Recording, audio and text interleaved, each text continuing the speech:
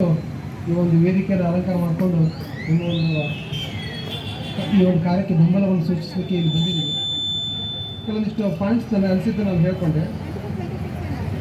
ಆ ಒಂದು ಮಲ್ಲಿಕಾರ್ಜುನ್ ಸರ್ ಹೇಳಿದಾಗೆ ನಮ್ಮನ್ನು ನಾವು ಉಳಿಸ್ಕೋಬೇಕು, ನಮ್ಮನ್ನು ನಾವು ಬೆಳೆಸ್ಕೋಬೇಕಾದ್ರೆ ಇದು ಒಂದು ರೀತಿಯಾದಂಥ ದುಷ್ಟ ಶಕ್ತಿ ಬಂದ ಹಾಗೆ ನಮ್ಮ ಒಂದು ಕೊಪ್ಪಳ ಮಹಾನಗರಕ್ಕೆ ಬಾಲ್ದೋಟ ನಾವು ನೋಡ್ತೇವೆ. ಎಲ್ಲ ಕಡೆಗೆ ಸಣ್ಣ ಸಸಿಗಳು ನೆಟ್ಬಿಟ್ಟು ತಮ್ಮ ಬೋರ್ಡ್ ಹಾಕ್ಕೊಂಡಾರೆ.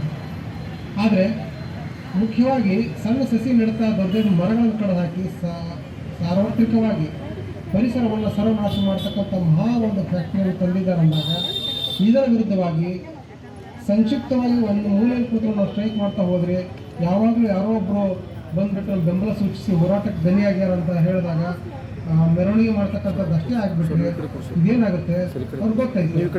ಇದು ನಮ್ಮ ಭಾರತ, ಇಂಥ ಒಂದು ಸಾಮಾನ್ಯ ಒಂದು ಸ್ಟ್ರೈಕ್ಗಳು ನಡೀತಾ ಇರ್ತಾವ, ಇದು ಕಾಮನ್ ಆಗಿ ಮಾಡಿ ಅವರು ನಮಗೆ ಸರ್ಕಾರ ಐತಿ, ಕಾನೂನು ಬೆಂಬಲ ನಮಗೈತಿ ಅಂತಕ್ಕಂಥ ಒಂದು ಬಂಡ ಧೈರ್ಯದೊಂದಿಗೆ ಕಾರ್ಖಾನೆಗಳು ಕೆಲಸ ಮಾಡ್ತಾ ಇದ್ದಾವೆ. ಇದು ನನಗೆ ಅನಿಸಿದಂಥ ವಿಚಾರ. ಏನಾಗಿದೆ ಅಂತಂದರೆ ನಾನು ಈಗ ಒಂದಿಷ್ಟು ವಿಚಾರ ಹೇಳಬೇಕಾದ್ರೆ ನಾವು ಮುಂದೊಂದು ದಿನ ಈ ಒಂದು ಕಾರ್ಯದಲ್ಲಿ ಏನಾದರೂ ಸೋತ್ರೆ ಘಟಕ ವಿಸ್ತರಣವನ್ನು ನಾವು ನಿಲ್ಲಿಸಲಾರದೆ ಹೋದರೆ, ನಾವು ಈ ಒಂದು ಹಂತದಲ್ಲಿ ಸೋತ್ರೆ ಶುದ್ಧವಾದ ಗಾಳಿ, ನೀರು, ಶುದ್ಧವಾದಂತಹ ನೆಲ ಮತ್ತು ಶುದ್ಧವಾದ ಆಹಾರವನ್ನು ನಾವು ಮುಂದೊಂದು ದಿನ ಬರಿಕೆಯಾಗಿ ನೋಡಬೇಕಾಗುತ್ತೆ. ನಾವು ನಮ್ಮ ಒಂದು ಈಗ ಸರ್ ಹೇಳಿದರು, ಅನಂತರ ಬೆಳೆದೋಸ್ಕರ ಹೇಳಿದಾಗೆ ಫ್ಯಾಕ್ಟ್ರಿ ಬಿಡಿಸ್ರಿ, ಇಲ್ಲಾಂದರೆ ಪಪ್ಪ ಬಿಡ್ರಿ, ಅವರು ಬಿಟ್ಟು ಹೋಗಲ್ಲ, ನಮ್ಮನ್ನು ಇಲ್ಲಿ ಕೊಟ್ಟು ಹೋಗಲ್ಲ.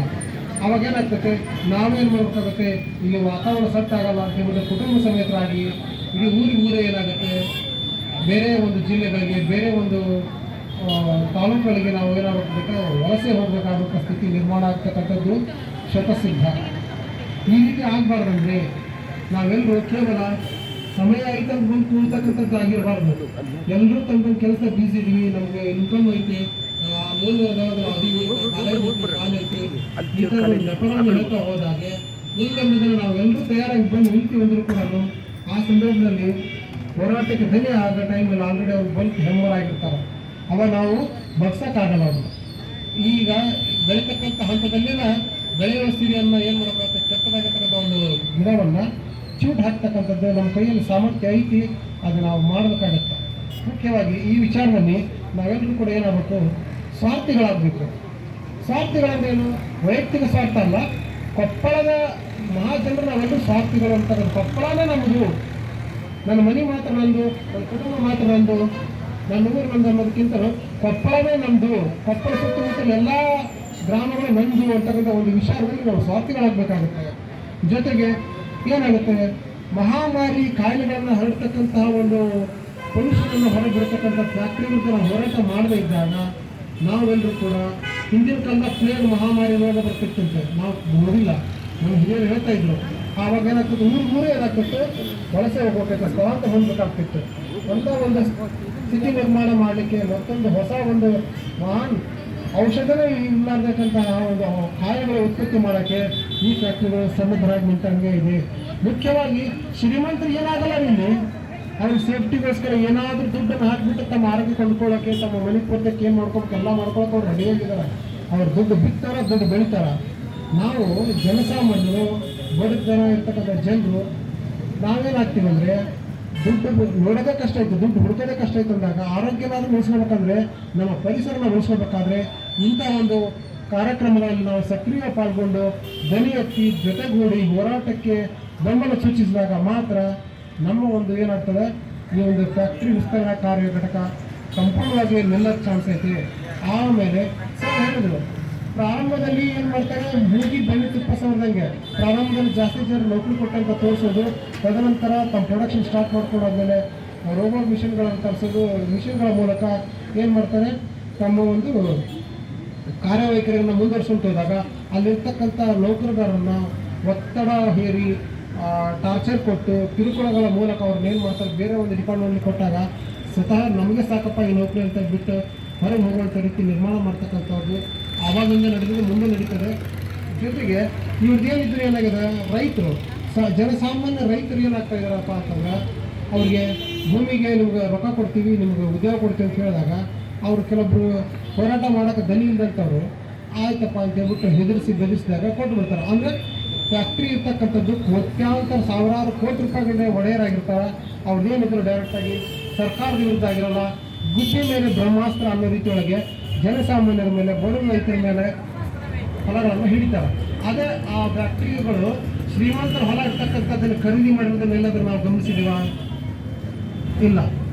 ಶ್ರೀಮಂತರಿಗೆ ಸಪೋರ್ಟ್ ತಗೊಂಡು ಅವ್ರನ್ನ ಪಾಲ್ಗಾರರಾಗಿ ಮಾಡಿಕೊಂಡು ಇಲ್ಲಿ ಸ್ವಾರ್ಥ ಶ್ರೀಮಂತಿಕೆದಾರರನ್ನು ನಾವು ಬಹಳಷ್ಟು ಅವಾಯ್ಡ್ ಮಾಡಬೇಕಾಗಿರ್ತಕ್ಕಂಥದ್ದು. ಅವ್ರು ಯಾವುದೇ ಕೆಲಸ ಕರೆದಾಗಾಯಿತು, ಅವ್ರು ಯಾವುದೇ ಒಂದು ಕಾರ್ಯಕ್ರಮಕ್ಕಾಯಿತು ಹೋಗೋದನ್ನು ಬೆಂಬಲ ಸೂಚಿಸಲು ನಿಲ್ಲಿಸಬೇಕಾಗಿತ್ತು. ಈ ಒಂದು ನಾನು ನೋಡ್ತಕ್ಕಂಥ ಸನ್ನಿವೇಶದಲ್ಲಿ ಸುಮಾರು ವರ್ಷಗಳಿಂದ ಇವಾಗ ಈ ಕೂತಾಗ ನೆನಪಾಯಿತು, ಗದಗ ಜಿಲ್ಲೆ ಆಗ್ಬೇಕಾದ್ರೆ ಮೇಡಮರ ಗದಗ ಜಿಲ್ಲೆ ಆಗ್ಬೇಕಾದ್ರೆ ಎಷ್ಟು ಸ್ಟ್ರೈಕ್ ಆಯಿತು, ದೊಡ್ಡ ಗಲಾಟೆಗಳಾಯಿತು, ಬೆಂಕಿ ಹಚ್ಚಿದ್ರು ಗದಗ ಜಿಲ್ಲೆ ಆಗ್ಬೇಕನ್ನೋ ಕಾರಣಕ್ಕೆ. ಅವಾಗ ಏನಾಯಿತು, ಜಿಲ್ಲೆ ಆಗಕ್ಕೆ ಒಂದು ಮಾರ್ಗ ರೂಪ ತಾಳ್ತಂತ ನನಗೆ ಅನಿಸ್ತೈತೆ. ಹಾಗೆ ನಾವು ಶಾಂತ ರೀತಿ ಪ್ರತಿಭಟನೆ ಮಾಡಿದರೆ ಏನಾಗ್ತದಂದರೆ ಬರೀ ಇದೇ ಇವ್ರು ಕೂತಾಡ್ತಾರೆ, ಅಲ್ಲಿ ಮೂಲೆ ಕೂತ್ಕೊಂಡಾರ ಸ್ಟ್ರೈಕ್ ಮಾಡಕತ್ತಾರ, ಅದೇ ಇಷ್ಟ ಆಗೋದಿಲ್ಲ, ಇವ್ರು ಜನ ಹೋದ್ರೆ ಇಷ್ಟ ಇರ್ತೈತಿ, ನಮ್ಮ ಪ್ರೊಡಕ್ಷನ್ ಸ್ಟಾರ್ಟ್ ಆಗಿ ವಿಸ್ತರಣೆ ಮಾಡೋಣ ಅಂತ ಅವರು ತಯಾರಾಗಿ ನಿಂತ್ಕೊಡ್ತಾರೆ. ಆದರೆ ಸೂಕ್ತವಾಗಿ ರೂಪರೇಷ ಕಟ್ಟಿಕೊಂಡು ಹೋರಾಟದ ದನಿಯ ಮೂಲಕ ನಾವು ಹೋರಾಟ ಮಾಡಿದರೆ ಇದಕ್ಕೆ ಮುಖ್ಯವಾಗಿ ಹಿರಿಯರು, ನಾಗರಿಕರ ಒಂದು ಮಾರ್ಗದರ್ಶನ, ಯುವಕರ ಉತ್ಸಾಹಿಗಳ ಒಂದು ಶ್ರಮ, ಹೋರಾಟದ ದನಿ, ಕಿಚ್ಚು ಬಂದಾಗ ಮಾತ್ರ ವಿಸ್ತರಣಾ ಘಟಕ ನಿಲ್ಲಕ್ಕೆ ಚಾನ್ಸ್ ಆಗಿದೆ. ಅದು ಯಾಕೆ ಬೇಕಪ್ಪ, ನಮ್ಗೇನು ಕೆಲಸ ಐತಿ, ಬರೀ ಫ್ಯಾನ್ ಇಂಡಿಯಾ ಹಂಗೇನಾಗ್ಬಿಡ್ತೈತಿ.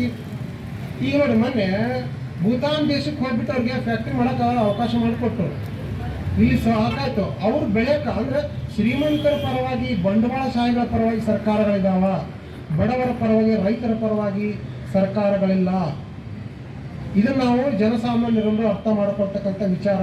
ಈ ವಿಚಾರ ಅರ್ಥ ಮಾಡ್ಕೊಳ್ಬೇಕಾದ್ರೆ ಈ ವಿಚಾರವನ್ನು ನಾವು ಮನೆ ಮನೆಗೂ, ಊರಿಗೂ ನಾವು ಈ ಒಂದು ವಿಷಯವನ್ನು ಸ್ಪ್ರೆಡ್ ಮಾಡಬೇಕಾಗಿ, ಹಬ್ಬಿಸ್ಬೇಕಾಗೈತಿ.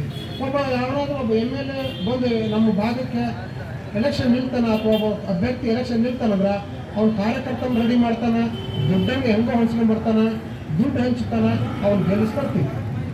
ಆದರೆ ಇಂಥ ಒಂದು ಕಾರ್ಯವನ್ನು ನಿಲ್ಲಿಸಲೇಬೇಕಂತಕ್ಕಂಥ ದೃಢ ಸಂಕಲ್ಪ ತೊಟ್ಟಾಗ ಇದನ್ನು ಯಾವ ರೀತಿಯಾಗಿ ನಿಲ್ಲಿಸ್ಬೇಕಂತಕ್ಕಂಥ ಒಂದು ವಿಚಾರವನ್ನು ಹಳ್ಳಿಗಳಿಗೂ, ಗ್ರಾಮಗಳಿಗೂ ಮತ್ತು ನಗರ ಪ್ರದೇಶಗಳಿಗೂ, ಮನೆಗೂ ಕೂಡ ಈ ಒಂದು ವಿಷಯವನ್ನು ಹಬ್ಬಿಸ್ತಕ್ಕಂಥ ಸಂಪೂರ್ಣವಾದ ಜವಾಬ್ದಾರಿಯನ್ನು ಹೊತ್ತುಕೊಂಡು ಸಕ್ರಿಯವಾಗಿ ಪಾಲ್ಗೊಳ್ತಕ್ಕಂಥದ್ದು ಘಟಕಗಳ ಮೂಲಕ, ಹೋಬಳಿ ಘಟಕ, ಜಿಲ್ಲಾ ಘಟಕ, ತಾಲೂಕು ಘಟಕ, ಈ ರೀತಿಯಾಗಿ ಕಾರ್ಯಕರ್ತರನ್ನು ನೇಮಕ ಮಾಡಿ, ಸದಸ್ಯರನ್ನು ನೇಮಕ ಮಾಡಿಕೊಂಡು ಒಂದು ತಂಡವನ್ನು ರಚನೆ ಮಾಡಿಕೊಂಡಾಗ ಈ ಒಂದು ಕೆಲಸ ಆದಷ್ಟು ಬೇಗ ಸಕ್ರಿಯವಾಗಿ ಆಗುತ್ತೆ ಅಂತಕ್ಕಂಥದ್ದು ಒಂದು ನನ್ನ ಅನಿಸಿಕೆಯಾಗಿದೆ.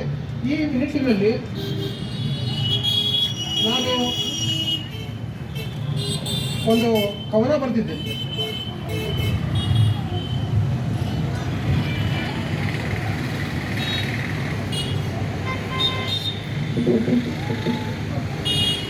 ಸಂಜೆ ಟೈಮಲ್ಲಿ 6:40 ನಾನೊಬ್ಬ ಕವಿ ಈ ವಿಚಾರವಾಗಿ 17ನೇ ತಾರೀಕು 2ನೇ ತಿಂಗಳು ಫೆಬ್ರವರಿ 17ನೇ ತಾರೀಕಿಗೆ ಸಾಯಂಕಾಲ ಟೈಮಲ್ಲಿ ನಮ್ಮ ಭೂಮಿಯ ಉಳಿಸೋಣ ಅಂತಕ್ಕಂಥ ಒಂದು ಟೈಟಲ್ ಮೇಲೆ ಕವನ ಬರೆದೆ. ನಮ್ಮ ಭೂಮಿಯ ಉಳಿಸೋಣ, ಈ ಬಾಗಲಕೋಟೆ ಫ್ಯಾಕ್ಟರಿ ವಿರುದ್ಧವಾಗಿ ಬರೆದಂಥ ಕವನ. ಉಸಿರು ನೀಡುತ್ತಿರುವ ನಿಸರ್ಗ ಮಾತೆಯೇ, ನಿನಗಾಗುತ್ತಿರುವುದು ಅನ್ಯಾಯ, ಅಯ್ಯಯ್ಯೋ ಅನ್ಯಾಯ. ಉಸಿರು ನೀಡುತ್ತಿರುವ ನಿಸರ್ಗ ಮಾತೆಯೇ, ನಿನಗಾಗುತ್ತಿರುವುದು ಅನ್ಯಾಯ, ಅಯ್ಯಯ್ಯೋ ಅನ್ಯಾಯ.